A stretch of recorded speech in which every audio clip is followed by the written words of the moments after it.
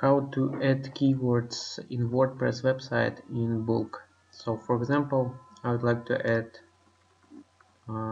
these keywords. So I will prepare them in Excel one by one in line. So let me copy.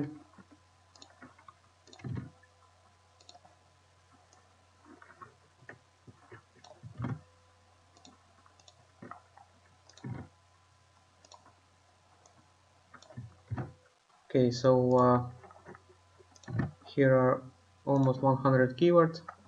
Now what I need to do is in next row I should type the symbol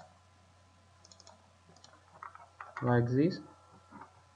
After that I need to copy, open your notepad, paste it here, press on your keyboard Ctrl plus H, copy like this, and remove spaces. As you can see, spaces removed. Now let's copy all text here, go to website called remove line breaks. Here is the link. I will put link in description as well. And here we should paste our text and select remove line breaks only.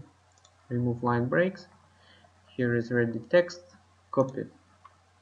And then go to back to your WordPress website. And here is offer tags. So simply paste it here, click on add, and all keywords will be added. So as you can see, it's really simple. Simple trick what you can use in order to save your time. Make sure to check links in video description.